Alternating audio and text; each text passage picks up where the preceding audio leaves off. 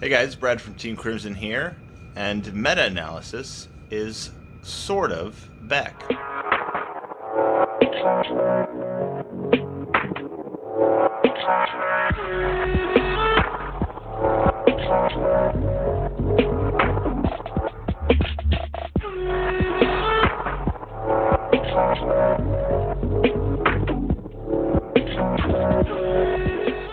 Alright, so meta-analysis, like I said, is sort of back. We're going to be talking today about the meta for the next stage set, which is featuring Gear Chronicle, um, Royal Paladin, and Neo Nectar. But yeah, so basically how this is working, because normally we go based off of tournament results and everything like that. This is still based off of the tournament results, the limited results that we do have. And then this is also based a little bit around, this is a little bit more opinion based as well. Kind of inserting my opinion a little bit in there on what kind of we've been play testing, been seeing, everything like that as well. Um, so a little bit of an unusual meta-analysis, but just letting you know, and let's go ahead and get into it. So normally I like to do a top 5, but I actually have to do a top 6 this time.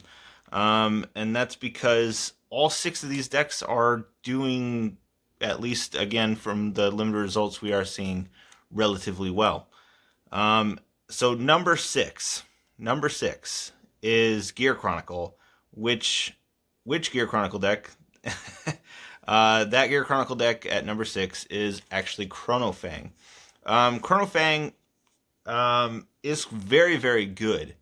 It was very, very good for the time being as well.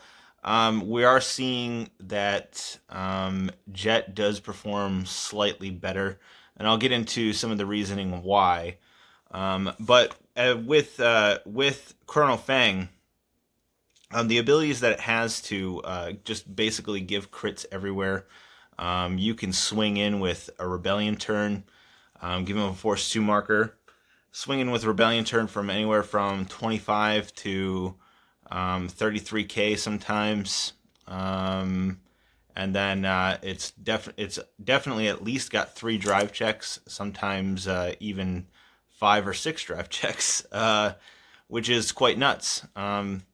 So yeah, but the crits everywhere aspect of it, the control aspect that the deck has, along with giving your entire front row the 10k, multiple drive checks, and guard restrict with Nabu. Yeah, that makes it quite dangerous, quite deadly.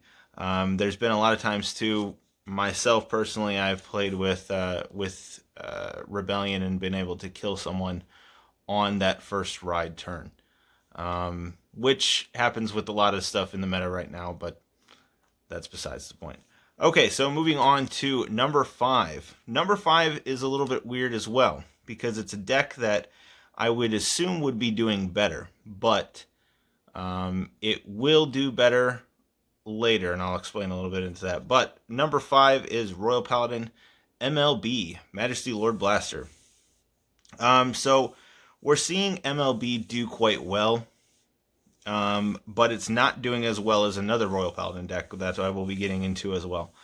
But for the time being, I think that that's mostly because of what this top 6 meta is consisting of.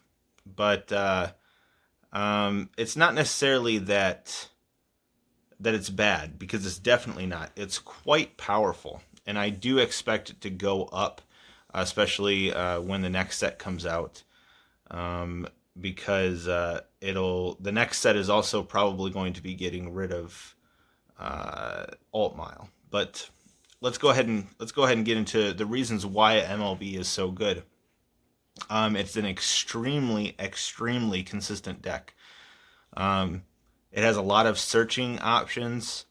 You will never misride. That's just one of the things that goes along with it, and it's Royal Paladin, so of course it's going to be consistent. MLB having the ability to not only gain a crit, he's also gaining a drive check, He's also gaining, I believe it's plus 5k, so he'd be an 18k body. And that's defensive as well, with also the ability to spam force markers is just absolutely nuts. So that's why we're seeing it do so well, and we will see it do a bit better later in the future, I believe. But let's go ahead and get into number 4. Number 4 is Jet, Chronojet Dragon.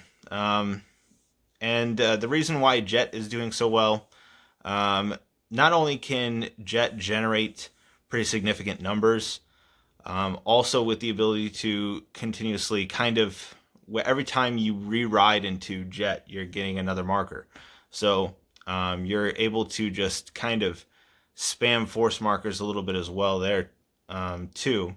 But also the guard restrict aspects with Chronojet himself and with Nabu, with the restanding Vanguard, and multiple drive checks because of her Cobb, make this deck kind of nuts to deal with.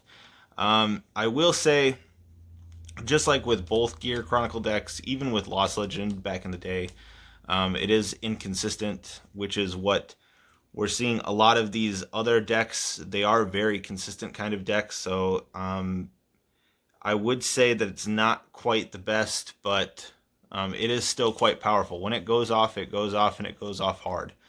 But yeah, no, it's a very, very good deck. I wish it was a little bit better. Again, like I said, I play Gear Chronicle myself, but there is a reason why it's not doing as well.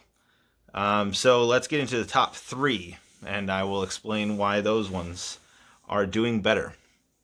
So number 3 is going to be Royal Paladin Altmile. Altmile performs insanely well. The deck is ridiculously consistent as well. Again, it's Royal Paladin. It's going to be consistent. But it has an extremely powerful, extremely strong early game. As long its game progresses and just gets better and better, but the early game is extremely powerful as well. It sets up board, and then you're fine. That's basically all it does. You're just trying to set up board, and you're solid for the rest of the game. It gains significant numbers. Has extremely strong defensive powers by all of your grade 2s on board gain power and gain intercept with I don't remember the grade 2's name, but there's a grade 2 that the deck plays a lot of. So you get to just do a lot with that deck, and a lot of it doesn't really cost much. You counterblast here or there, do all that stuff, but for the most part, it's pretty free to do what it does. And then on top of that, Altmile giving crits everywhere is quite nuts as well. So that second turn, not only is it able to go off right away on your grade 2 turn, but then it'll go into its grade 3 turn, massive power columns everywhere. And usually Altmile or some rearguard has a crit, and then you go into the next grade 3 turn, and everything has multiple crits. So, it's pretty nuts. Pretty nuts.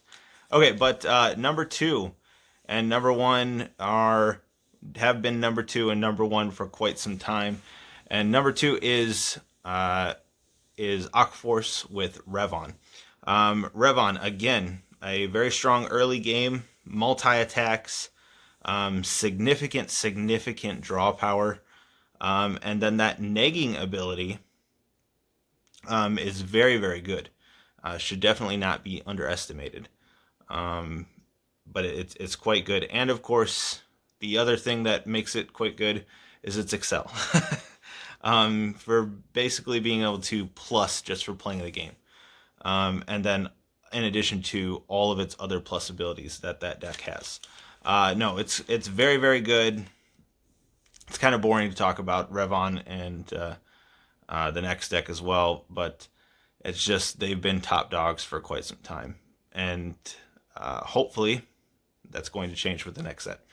But number one is obviously still Narukami Vanquisher. Um, excuse me, sorry. It has powerful multi-attacks, able to control the game, virtually free plussing. I mean, we've seen that quite significantly with Chatura in the grade 1. Hell, even Rising Phoenix, just being able to call back very, very easily. All of it is virtually free for what you're doing. And then, of course, Excel. Being able to plus just for playing the game. And the deck, yeah, like I said, the deck plus is just so damn hard while taking your stuff away. And then they gain power for it, and they gain multi-attacks for it, and just all this stuff. The deck works way too well. Have not seen a deck in almost since Bermuda, I guess I would say. Since Bermuda that works as well as this deck does. It's just a very well-oiled machine, which is not bad. It's not bad. We're seeing that some of the card reveals and stuff for the upcoming set, the Silver Dust Blaze, we're seeing that that will probably definitely impact the meta moving forward. So yeah, but that's it, guys. So let me go over the top 6 again, just so I can clear it out real quick. But number 6 was Chronofang, the Rebellion deck. Number 5 was MLB. 4 was Chronojet. 3 was Altmile. 2 was Revon, and 1 was Vanquisher. Again, like I said, hopefully some of these results change. It's been a little boring having Vanquisher and Revon be just absolute top dogs for quite a while. But I definitely think the meta is going to change and shift quite drastically with this Silver Dust Blaze set. Kagura's looking very good. Messiah is looking pretty good. OTT actually isn't quite bad. I think the weird one's going to be D-Police. We'll have to see how they perform. But yeah, I mean, that's the meta, guys. That's what, again, mostly from results that we're seeing, but also based a little bit more on my opinion. Let me know in the comments what you think. Why do you think some of these decks are doing so well? Let me know what are your thoughts on what the next meta might look like. But that's it from us, guys. We'll see you later in the week. We've got a couple of Crimson Debate videos coming up. And yeah, that's it. We'll see you next time. Bye.